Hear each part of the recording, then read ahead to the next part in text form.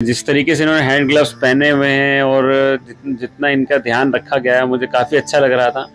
जब ये प्रोसेस आगे बढ़ाया जाता है तो कहीं ना कहीं इस प्रोसेस में एक तरह का ना इसको हीट ट्रीटमेंट दिया जाता है। एक हीट ट्रीटमेंट दिया जाता है, एक टाइम दिया जाता है पर्टिकुलर कि उस टाइम तक इसको हीट किया जाता है, तभी कहीं ना कहीं ये शाइन वगैरह आती है इनके अंदर।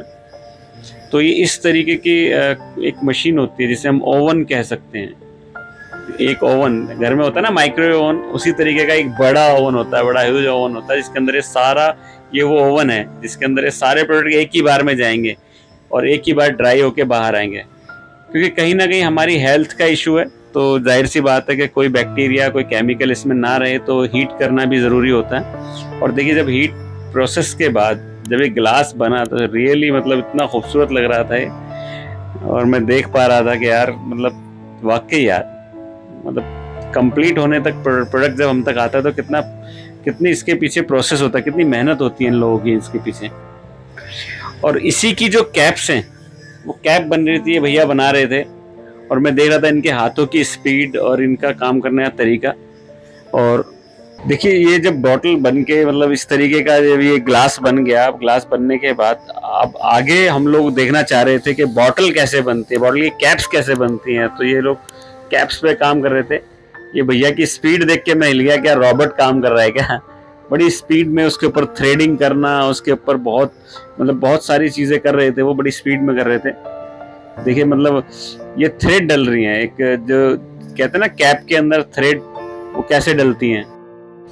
और ये सब चीज़ें जब हम देख पा रहे थे, जब हम कर रहे थे, तो बहुत इंस्पायर हो रहा था मैं। और देखिए, मैं जब आया ना बॉटल बनने के प्रोसेस पे आया, जो नेक्स्ट टाइम का प्रोसेस था, उससे पहले कॉपर को उन्होंने ब्लू किया हुआ था, मतलब हीट ट्रीट करके सॉफ्ट किया हुआ था। और फिर देखिए कितने तरीके से इसको शेप दे रहे हैं। और शेप देने में आप इनकी देखिए सबसे बड़ी बात कि स्पीड, जो ये कह सकते हैं एक तरह की डाई नुमा चीज़ थी जिससे ये शेप देने के लिए यूज़ कर रहे थे। और सबसे बड़ा टीम वर्क, इन लोगों का आपस में टीम वर्क देखिए कि एक शख्स इतनी स्पीड में उनको शेप दे रहा है और एक शख्स उनकी हेल्प कर रहा है। तो कहीं ना कहीं ये शेप देने में इनका बहुत रोल रहता है। और देखिए बड़े तरीके से इसको शेप दी जा रही है। और उसके बाद स्टार्ट हुआ इसका फिनिशिंग प्रोसेस।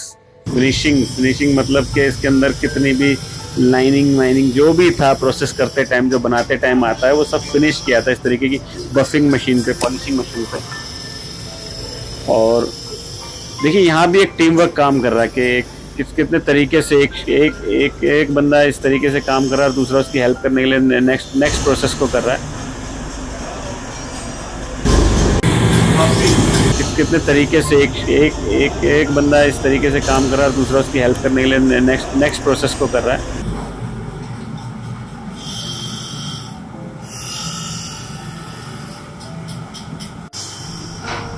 देखिए कैसे फिनिश होने के बाद जो बॉटल्स थी, मतलब आप देखिए उनकी शाइनिंग, उनके ग्लो, मतलब ज़बरदस्त यार।